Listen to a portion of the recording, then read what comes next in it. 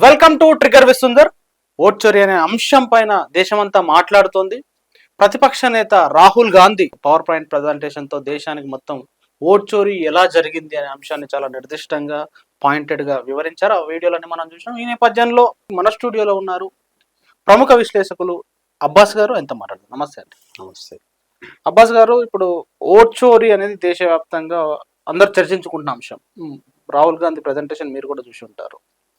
అసలు ఎట్లా చూడాలి? నిజంగా వాస్తవంగా దాన్ని ఎలక్షన్ కమిషన్ కూడా రెస్పాండ్ అవుతూ ప్రమాణం చేస్తారా అని చెప్పేసి వాళ్ళు మాట్లాడుతున్న సందర్భాన్ని ఎట్లా చూడాలి? ఒకటి, రాహుల్ గాంధీ లేవనెత్తినటువంటి ఈ అంశానికి అనేక ఆధారాలు ఆయన ప్రజెంటేషన్ చేశాడు. అయితే ఇప్పటి వరకు ఎన్నికల కమిషను రాహుల్ గాంధీ చేసినటువంటి ప్రజెంటేషన్ చేసిన లేకుంటే చూపించినటువంటి ఆధారాలు తప్పు అని చెప్పి ఎలక్షన్ కమిషన్ అనడం లేదు. పుచ్చి ఇది తప్పు, ఇది ఒప్పు, ఇది సరైనది కాదని చెప్పేసి మీడియా ముందు చెప్పట్లేదు. కానీ ఏమంటున్నారు, రాహుల్ గాంధీ అఫిడవిట్ లో మాకు కంప్లైంట్ చేస్తే ఆయన ప్రమాణం చేసి మాకు రాసిస్తే అప్పుడు దాని గురించి మేము విచారణ చేస్తామని చెప్తా ఉన్నారు. ఇది తప్పుడు వాదన అన్నట్టు. ఎలక్షన్ కమిషన్ యొక్క తప్పుడు వాదన. అది ఎందుకు తప్పుడు వాదన అంటారు? ఎందుకు తప్పుడు వాదన? కంప్లైంట్ రాకుండా ఎలక్షన్ కమిషన్ ఎట్లా డీల్ చేయాలి దాన్ని? కంప్లైంట్, ఇప్పుడు నీ మీద ఒక ఆరోపణ వచ్చింది, నీ ఆయన చూపించినటువంటి ఆధారాలు మొత్తం కూడా ఎలక్షన్ కమిషన్ కు సంబంధించినటువంటి అఫీషియల్ డేటా నుండి తీసుకున్నాయి ఆయన. ఇప్పుడు మహాదేవ్పూర్ది ఆయన ప్రధానంగా పార్లమెంట్ ఎన్నికలకు సంబంధించినటువంటి లెక్కలని ఆయన తీసుకున్నాడు. ఎక్కడ తీసుకున్నాడు అవి? ఎలక్షన్ కమిషన్ యొక్క అఫీషియల్ డేటా నుండి తీసుకున్నాడు ఆయన. ఇప్పుడు ఎలక్షన్ కమిషన్ అఫీషియల్ డేటా నుండి తీసుకున్నప్పుడు ఆయన పదే పదే నువ్వు తప్పులు చేయకుండా నువ్వు చేసినని కనుక ఎలక్షన్ కమిషన్ అంటే, లేదు అది కాదు, ఇది వాస్తవము, ఇగో రాహుల్ గాంధీ చెప్పేది తప్పు అని చెప్పేసి దేశ ప్రజలకు చెప్పడానికి ఏముంది? అసలు అది మా డాటా కాదు, ఫేక్ డాటా అని ఎలక్షన్ కమిషన్ అదే చెప్పొచ్చు. ఫేక్ డాటా అయితే ఫేక్ డాటా అని చెప్పనీయు, లేదు అదే ఒరిజినల్ డాటా అయితే వాస్తవం అది కాదు ఇది అని చెప్పేసి చెప్పొచ్చు. ఏదో చెప్పాలి కదా దానిపైన.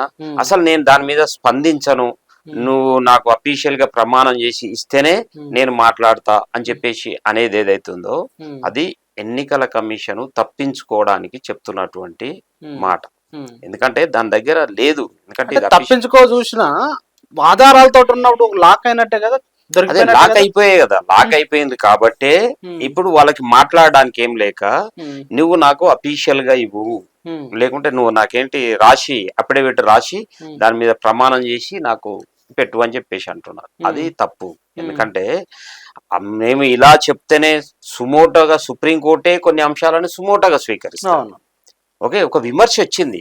రాజ్యాంగబద్ధంగా మనకు మొత్తం ప్రజాస్వామ్యాన్ని, అంటే మిగతా ఎవరిని నమ్మినా నమ్మకపోయినా ఈ దేశ ప్రజలు ఏం నమ్ముతున్నారంటే సుప్రీంకోర్టు ఒకటి న్యాయం చేస్తుంది, అలాగే ఎన్నికల కమిషన్ ఒకటి నిష్పక్షపాతంగా ఈ దేశంలో ప్రజాస్వామ్యాన్ని కాపాడుతున్నది, ఎన్నికలు నిర్వహించి అని చెప్పేసి ప్రజలు నమ్ముతున్నారు ఇప్పటికి. ఇంకా కాబట్టి ఇంత పెద్ద నమ్మకమైనటువంటి వ్యవస్థ, ఇప్పుడు 140 కోట్ల మంది ప్రజల యొక్క ఆకాంక్షలని, వాళ్ళ ఆశలని ఒక ఈవీఎంలలోనో లేకుంటే బ్యాలెట్ బాక్సులలోనో నిక్షిప్తం చేస్తే ఇగో పలాని ఇవి అని చెప్పేసి ప్రజలందరికీ బహిరంగంగా చెప్పేటువంటి బాధ్యత, చాలా గురుతరమైనటువంటి బాధ్యత ఎన్నికల కమిషన్ మీద ఉంది.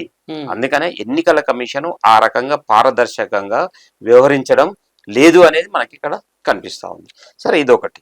రెండవది ఏంటంటే, ఇప్పుడు ఆయన సీసీ ఫుటేజ్ అడిగాడు. ఎగ్జాక్ట్లీ. ఓకే, సీసీ ఫుటేజ్ ఇవ్వడానికి ఏముంది? అలాగే ఓటర్ లిస్టులకు సంబంధించింది ఏమని అడిగాడు. మహారాష్ట్రకు సంబంధించినటువంటిది మీది అఫీషియల్ డేటా ఇవ్వండి అని చెప్పేసి అడిగాడు. దాన్ని మేము ధ్వంసం చేసినామని చెప్పడం ఎందుకు, లేకుంటే దాచిపెట్టామని చెప్పడం ఎందుకు? దాన్ని ఇవ్వడానికి ఏముంది? ఇప్పుడు ఏం తప్పు చేయలేదు, నిజమే, ఎన్నికల కమిషన్ చాలా నిజాయితీగా వ్యవహరించింది, చాలా పారదర్శకంగా వ్యవహరించింది అని అనుకుంటే మరి నువ్వు అవి ఇవ్వడానికి ఏముంది? దాంట్లో తప్పు చేయనప్పుడు అవి ఇవ్వడానికి పెద్ద ఇబ్బంది ఏం లేదు. కాబట్టి మేము ధ్వంసం చేసాము, అది లేదు, లేకుంటే ఇవ్వకూడదు, ఇలాంటి మాటలు చెప్తున్నాం అంటే దాల్మే కుచ్ కాలా హై, అదేమో కొంత తప్పు జరిగింది అనేది దేశ ప్రజలందరికీ వస్తుంది సందేహం.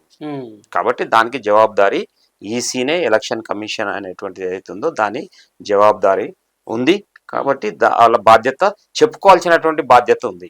అయితే ఇక్కడ రాహుల్ గాంధీ హిందీలో ప్రజెంటేషన్ ఉంది, మీరు చూసారు, నేను కూడా ఫాలో అయ్యాను. ఓకే, తెలుగు ప్రజలు, మన ప్రేక్షకులు తెలుగు ప్రేక్షకులు. అవును. కాబట్టి ఆయన చెప్పిన ప్రజెంటేషన్ లో మహదేవ్పుర ఏదైతే ఉందో అసలు ఎలాంటి లోపాలని లేకపోతే ఎలాంటి తప్పుల్ని ఆయన వెలుగు తీసిండు, ఆ అంశాలను కొంచెం మా ప్రేక్షకులకు వివరిస్తారా? అంటే ఆయన ముఖ్యంగా ఒక 5 రకాలైనటువంటి ఓట్ల దొంగతనం జరిగింది. అది ఈసీ సహకారంతో బీజేపీ దొంగతనం చేస్తుంది అనేది ఆయన చెప్పింది. అంటే ఈసీ అలాగే బీజేపీ ఇద్దరు కలిసి ఈ దేశ ప్రజల యొక్క, అంటే వాళ్ళు పాలన చేయాలి అంటే ఎవరు చేయాలని చెప్పేసి నిర్ణయించేటువంటి ప్రజల యొక్క నమ్మకాన్ని ఏం చేశారంటే దొంగతనం చేశారు, మ్యానిపులేట్ చేసేశారు అనేది చెప్తా ఉంది. అంటే బీజేపీకి ఈసీ సహకరించింది దొంగతనం చేయడానికి అనేది ఇప్పుడు రాహుల్ గాంధీ చేస్తున్నటువంటి ఆరోపణ. దీంట్లో ఆయన చెప్పింది ఏంటి, మహాదేవ్పూర్ ఎలక్షన్స్ లో ఆయన తీశాడు. మొత్తం మహాదేవ్పూర్ పార్లమెంట్ నియోజకవర్గానికి 7 అసెంబ్లీ కాన్స్టిట్యున్సీస్ ఉన్నాయి. 7 అసెంబ్లీ కాన్స్టిట్యున్సీస్ లో 6 అసెంబ్లీ నియోజకవర్గాలలో కాంగ్రెస్ కి ఆధిక్యం వచ్చింది. ఒకే ఒక నియోజకవర్గంలో బీజేపీకి ఆధిక్యం వచ్చింది. ఆ ఒకే ఒక నియోజకవర్గంలో కూడా 1,00,000 ఓట్ల మెజారిటీ వచ్చింది బీజేపీకి. అంటే అబ్నార్మల్ అన్నట్టు. మిగతా 6 తగ్గిపోయి ఒకే దాంట్లో మొత్తమే వన్ సైడ్ గా ఎట్లా వస్తుంది మెజారిటీ? ఇది సందేహాస్పదం. ఇది ఇక్కడే డౌట్ చేయాల్సి వచ్చింది. అందుకని వాళ్ళు ఇప్పుడు దాన్ని సెలెక్ట్ చేసుకొని ఎత్తుకడం మొదలు పెట్టారు.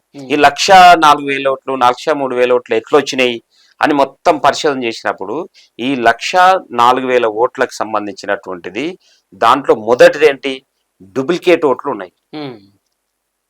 డూప్లికేట్ ఓట్ అంటే ఆయన లేడు, లేకుంటే ఒకే వ్యక్తికి 4 ఓట్లు 5 ఓట్లు ఉన్నటువంటి వాళ్ళు చూసాం. ఒకే వ్యక్తి మైసూర్లో ఉంది, వాటికి బెంగళూరులో ఉంది, లేకుంటే ఇంకొకరిని ఆడ విచిత్రంగా వచ్చినాయి ఏంటంటే అదే నియోజకవర్గంలో 4 గ్రామాలలో వేరు గ్రామాలలో కూడా ఉన్నాయి.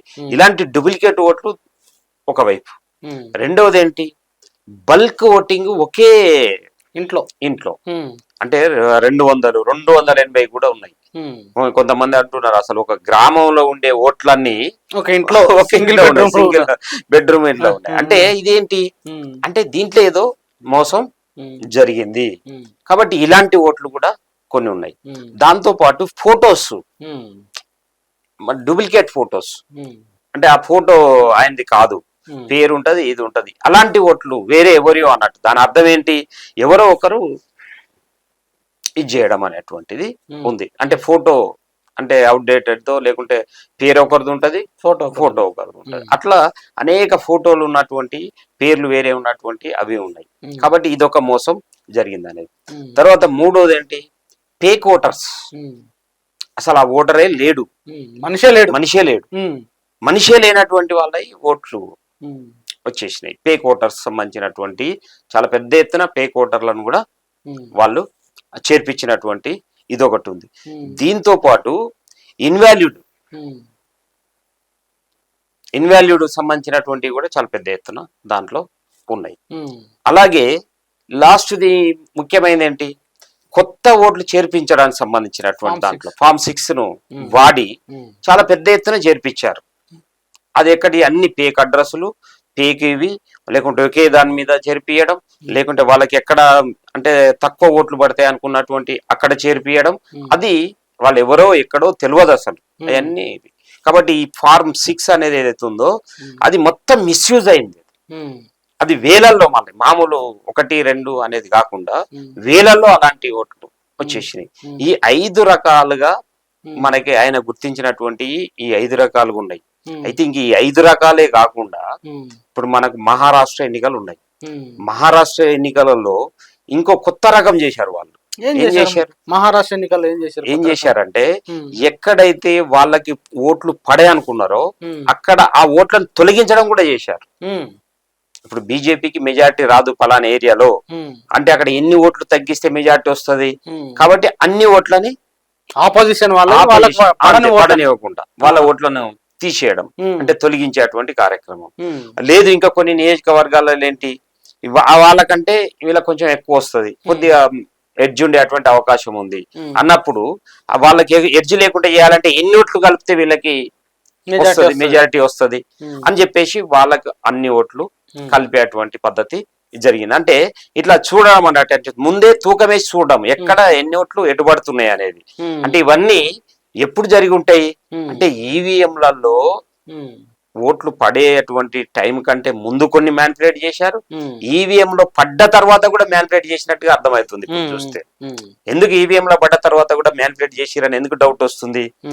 నీకు ఆ పోలింగ్ అంటే 5 గంటలకు ముగిసిన తర్వాత ఉదాహరణకి ఒక 45% లేకుంటే 50% ఓట్లు పోల్ అయితే ఈవీఎం ఎప్పుడైతే మనకు 5 గంటల తర్వాత కూడా మళ్ళా 30%, 40% పోలింగ్ అయినట్టుగా యాడ్ చేశారు. అసలు అబ్నార్మల్ అది భారతదేశ లేదు అట్లా. ఇప్పుడు 5 గంటల తర్వాత మహా అయితే 1%, 2%, 3%, 4% ఉంటది ఇక. కానీ మళ్ళీ గతంలో పోలింగ్ ఎంత అయిందో అంతకంటే కొన్ని చోట్ల ఎక్కువ, దాదాపుగా దగ్గరికి అంత శాతం పోలింగ్ అయిన తర్వాత ఇక నీకు అసలు ఈవీఎంలలో ఏమి నిక్షిప్తమైందే ఉంది అంటే ఇదంతా కూడా ఎన్నికల కమిషన్ యొక్క తోడ్పాటు లేకుండా బీజేపీ చేస్తుందని చెప్పేసి అనుకోవడానికి లేదు. అందుకనే ఎన్నికల కమిషన్ ఇలాంటి మాల్ ప్రాక్టీస్ పాడుపడుతుంది అనేది ఇప్పుడు దేశ ప్రజలందరికీ వస్తున్న డౌట్. అది ఒకవేళ ఇది అబద్ధం అయితే ఎన్నికల కమిషన్ దానికి ప్రూవ్ చేసుకోవచ్చు, బాధ్యత అది. ఇప్పుడు మనకి రామాయణం ఉంది, రామాయణంలో రాముని మీద ఒక నింద వస్తుంది. ఈ రాముడు ఇట్లా భార్యను రావణాసురుని దగ్గర ఉంది, అది ఇంతకాలం ఉన్నది, ఆయన కనుక తీసుకొచ్చుకున్నాడు కానీ నేనైతే తీసుకొచ్చుకోను, వేరే పరాయి పురుషుని దగ్గర ఉన్న భార్యను ఎట్లా తీసుకొచ్చుకుంటాం అని చెప్పేసి అంటాడు ఒక ఆయన. అంటే దానికే కోపం వచ్చి అట్లెట్లా అవుద్దని తీసుకుపోయి భార్యను వనవాసం వదిలిపెడతాడు. అలాంటి మనకు ట్రెడిషన్ మనది.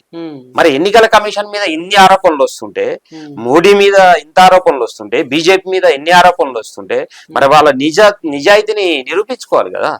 మరి చెప్తుంటాం కదా, మనకి ఊరికే రాముడు మాకు ఇది లేకుంటే మేము దీది ఉంటామని చెప్పేసి ఊరికి మాటలు చెప్తే ఉపయోగం లేదు కదా. అట్లాంటి మోసం చేసి అధికారంలోకి రమ్మని మన ఇండియన్ ట్రెడిషన్ లో కూడా ఎక్కడ లేదు. కాబట్టి అది వాళ్ళు నిరూపించుకోవాల్సినటువంటి అవసరం ఉంది. వాళ్ళకి ఇప్పుడు శీల పరీక్ష లాంటిది బీజేపీకి, అలాగే ఎన్నికల కమిషన్ కి. అదేవిధంగా ఎస్ఐఆర్ సంబంధించి కూడా బీహార్ ఎలక్షన్లలో ఎస్ఐఆర్ గురించి ప్రతిపక్షాలన్నీ మాట్లాడుతున్నాయి, మీలాంటి మేధావులు మాట్లాడుతున్నారు. అసలు అక్కడ జరుగుతున్న లోపాల గురించి కూడా ఓవరాల్ గా మన ప్రేక్షకులకు చెప్పాల్సిన అవసరం ఉంది. అసలు అక్కడ జరుగుతున్న లోపాలు ఏంటి ఎస్ఐఆర్? ఒకటి, ఎస్ఐఆర్ సంబంధించినటువంటిది మామూలుగా మనము అంటే ఎన్నికల కమిషను నియామకం దగ్గరే ఒక మోసం చేసింది బీజేపీ దేశ ప్రజలు, ఒక చట్ట సవరణ చేసింది.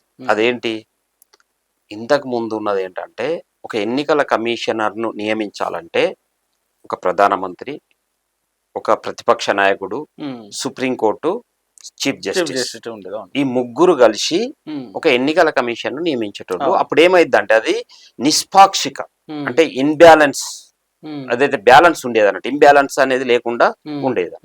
ఎందుకంటే ఒక మంచి వ్యక్తిని సెలెక్ట్ చేయడానికి అవకాశం ఉండే, సుప్రీంకోర్టు జడ్జి ఉంటాడు, ఆయన ఒక ప్రధాన అధికార పక్షం ఉంటది.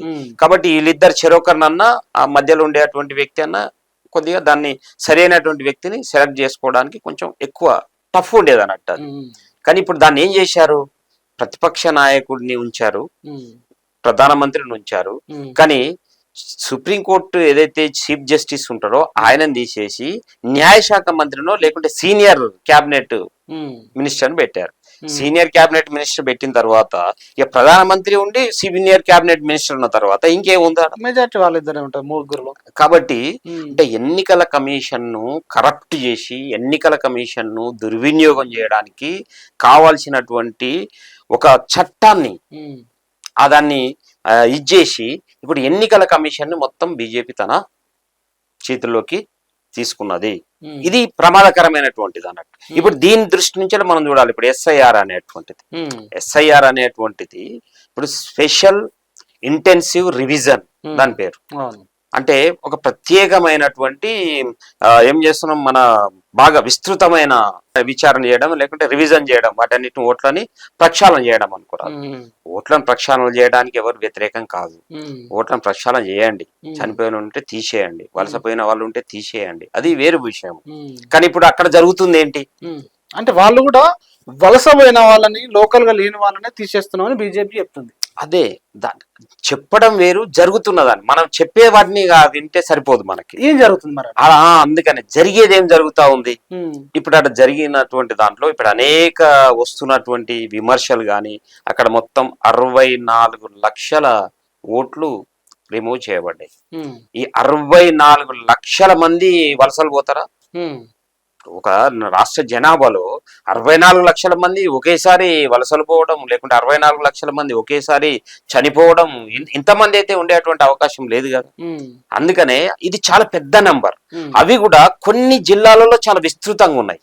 ఇప్పుడు ఒక ఎలాంటి ప్రాంతాల్లో ఎలాంటి ఓట్లు? ముఖ్యంగా ఇప్పుడు కొన్ని ఎస్సీ కాన్స్టిట్యున్సీస్ వచ్చినాయి, ఒక 2 ఎస్సీ కాన్స్టిట్యున్సీస్ ఉన్నాయి.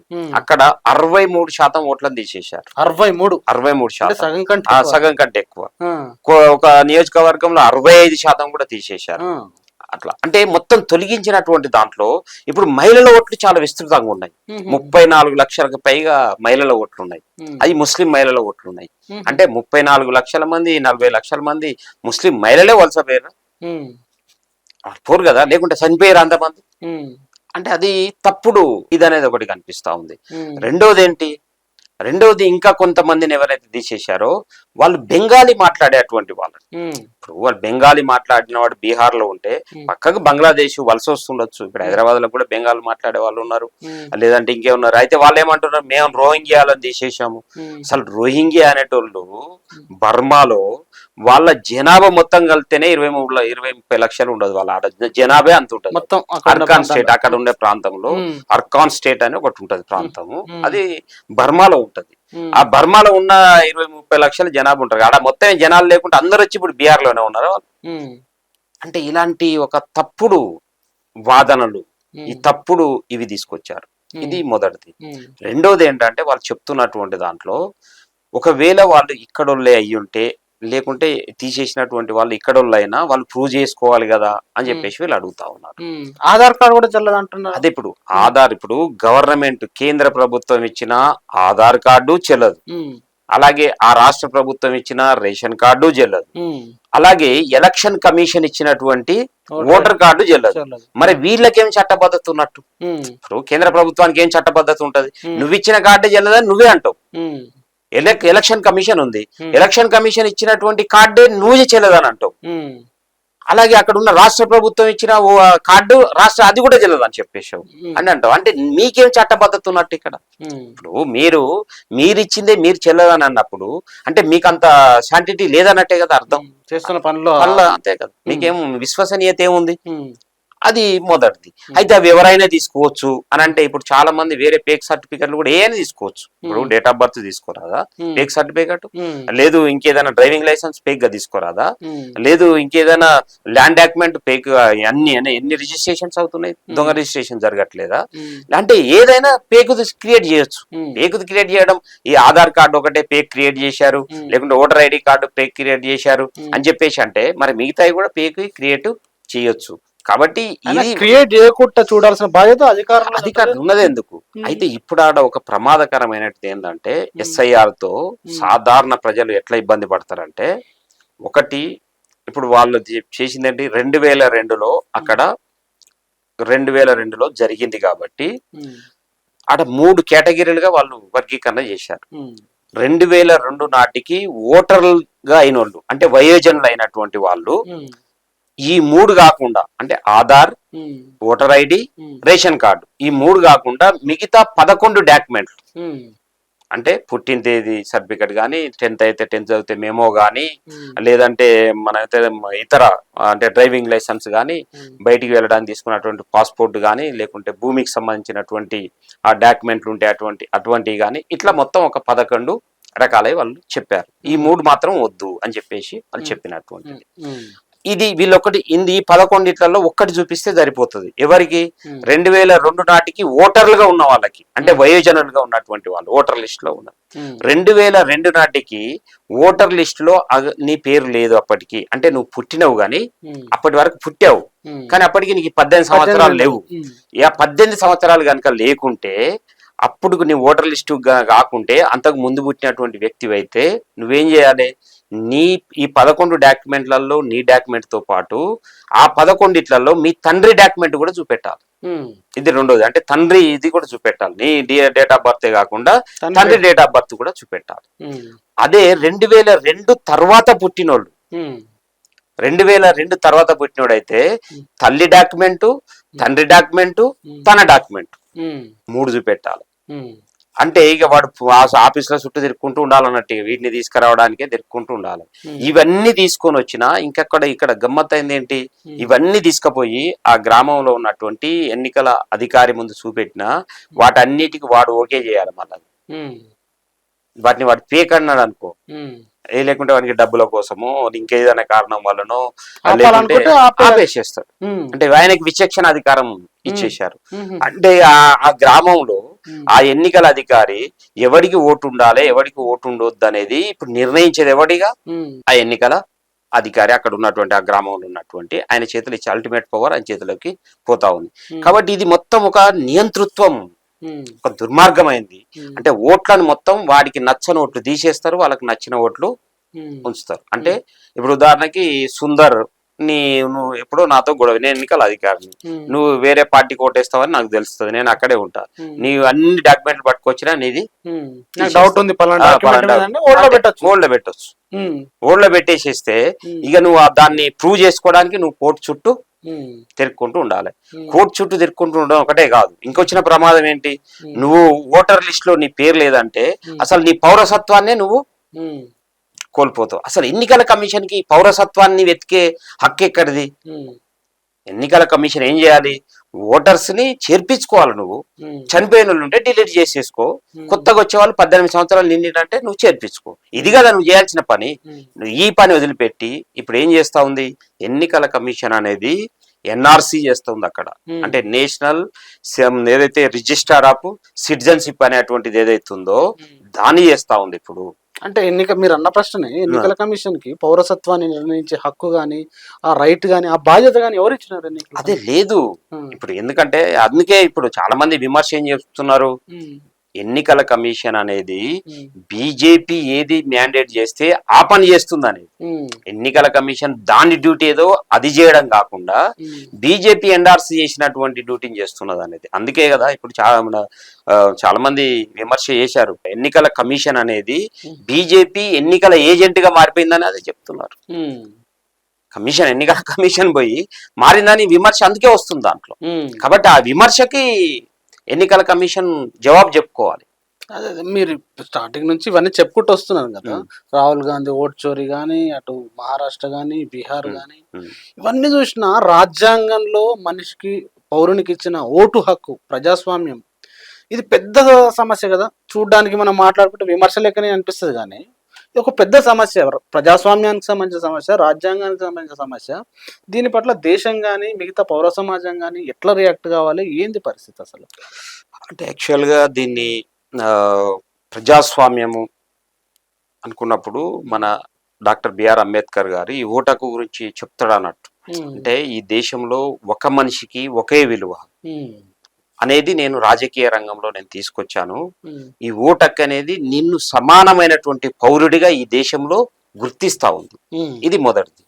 రెండోది, ప్రజాస్వామ్యం అంటే ఏంటిది అనుకున్నప్పుడు, ప్రజాస్వామ్యం అంటే మనకి మామూలుగా బయట చర్చలో జరుగుతున్నటువంటిది, అనేక మంది పాశ్చాత్యులు కూడా చెప్పినది, మన దేశ ప్రజలు కూడా కోరుకునేది ఏంటిది, ప్రజల కొరకు, ప్రజల చేత, ప్రజలే ఎన్నుకునే ప్రజాప్రభుత్వం. అప్పుడు అది ప్రజాస్వామ్యం అని చెప్పేసి మనం అంటున్నాం. అంటే ప్రజల కొరకు, ప్రజల చేత ఎన్నుకోబడాలి, ప్రజలే ఎన్నుకోవాలి దాన్ని. ఇప్పుడు ప్రజలే ఎన్నుకోవాలంటే ఎవరు? వయోజనులైనటువంటి ఓటర్స్ ఎన్నుకోవాలి.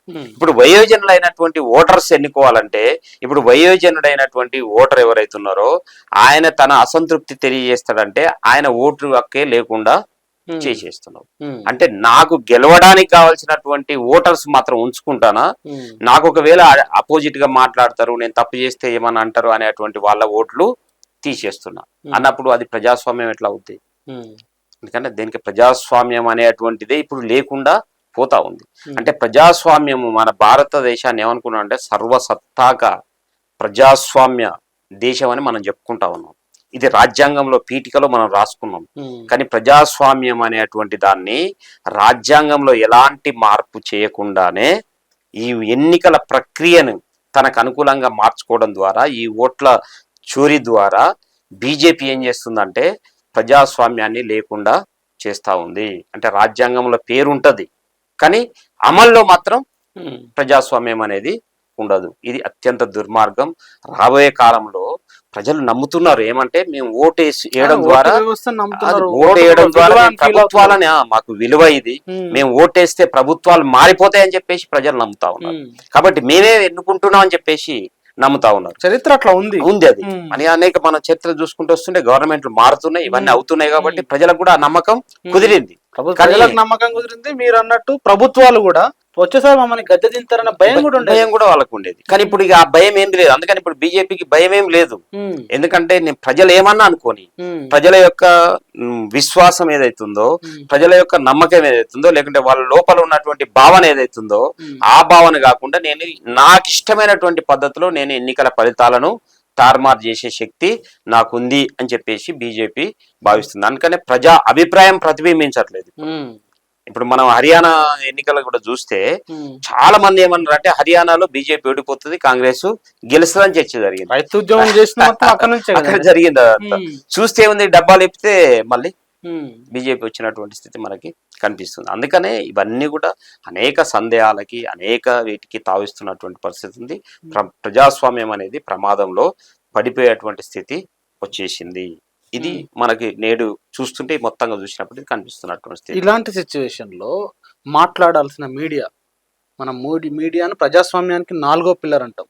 మరి అలాంటి మీడియా అసలు ఈ వార్తను ఒక వార్త లెక్కనే, కనీసము మీడియాకు ఒక అది ఉంటది, అది ప్రతిపక్షమైన అధికార పక్షమైన ఒక వార్త రూపంలో ఇస్తారు ఏదైనా వచ్చినప్పుడు. రాహుల్ గాంధీ ఇంత పెద్ద అంశాన్ని బయట పెట్టినప్పుడు వాస్తవంగా బ్రేకింగ్ న్యూస్ అన్ని మీడియా ఛానళ్ళు బ్రేకింగ్ న్యూస్ పెట్టి డిబేట్లు జరపాల్సిన అంశంలో కనీసం ఒక వార్తలాగా ఇవ్వాలి. పరిస్థితిని దుస్థితిని ఎట్లా చూడాలి? మేనేజ్మెంట్ అనేటువంటిది ఏమైందంటే ఇప్పుడు మొత్తం కార్పొరేట్ మీడియా అనేది కూడా దీన్ని ఇప్పుడు మెయిన్ స్ట్రీమ్ మీడియా అంటున్నారు. టీవీలు కానీ లేదంటే పత్రికలు కానీ ఇది మెయిన్ స్ట్రీమ్ మీడియా ఏదైతుందో వాళ్ళు ఈ జరుగుతున్నటువంటి లోపాన్ని ప్రజలకు తెలియజేయడానికి వాళ్ళు సిద్ధంగా లేరు. ఎందుకు లేరంటే వాళ్ళు బీజేపీ నుండి వాళ్ళు లబ్ధి పొందుతా ఉన్నారు.